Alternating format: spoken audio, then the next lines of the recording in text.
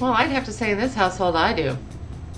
What there is to control, I control. There's a pot which we both throw money into as we make it, and then we take money out as we need it, and that's it. If it really came down to it, I gave him an heir and a spare. So that's priceless. What gets spent? I choose not to deal with it. Hey ladies, it's Dana Loesch with Mamalogues.com, and I have a question for you this week. Who controls the checkbook? Who controls the checkbook in your house? I will freely admit that in my house, my husband controls the checkbook. I'm not awesome with finances, and he oversees a multi-million-dollar facility, and he has a better track record with stuff like this than I do, so I am completely A-okay with him doing that. I look at it like grunt work, and so really I could turn it around and say that my husband is doing the grunt work. Who controls the checkbook? Well, I'd have to say in this household I do. What there is to control, I control. For 12 years, I was responsible for a several $100 million budget and personally either wrote checks or wired $3 billion out of my office. I think I balanced a few checkbooks. You know, we've never really operated under any sort of a who controls the checkbook situation here in our house. We just share the big financial decisions, things like, you know, should we buy another car, should we refinance or whatever, and then we just do it. I've had some people tell me that it's kind of old-fashioned that we're set up this way, that we don't both control the checkbook. And I don't really think that it's old-fashioned. Now, were it old-fashioned, then I really wouldn't have a choice. I choose not to do it. I haven't always had complete control of the checkbook. Of course, I have been married. We were together nearly 15 years, and during that time, we kept separate bank accounts.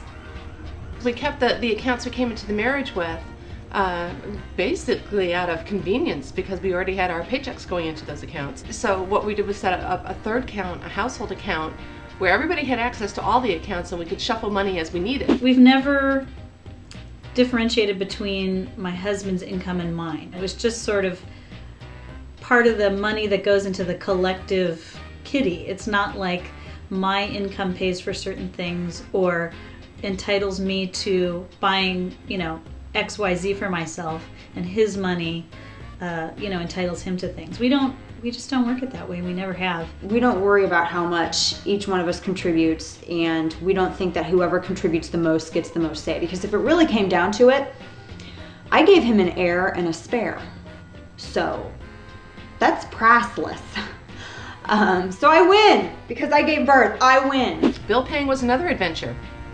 I tend to pay bills the second they come in the door. Yes, I am a bill payer's dream. My ex would pay bills when they were due. Oh, he'd make spreadsheets.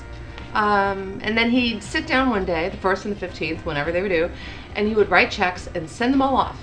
Every single one of them, whether or not there was money in the account. I remember one year we paid $1,200 in overdraft fees, and that was pretty much the year everything came to me. We don't really have many conflicts about money. Now that I'm thinking about it, I realize just what a source of contention it can be in a marriage and a family, especially given the economy. I do think that being the breadwinner, boy, that's a stressful place to be right now. It's definitely not a competition or anything like that. Though, if I was making millions of dollars over him, I would ask for the budget to cover the cost of creating for me a solid gold belt buckle. It would look just like this. Here's the rhinestones right here, and it would be solid gold, and it would say breadwinner, only because I couldn't fit an ER at the end, so it would just say that, and I would wear it. The conversation is happening now at Momversation.com.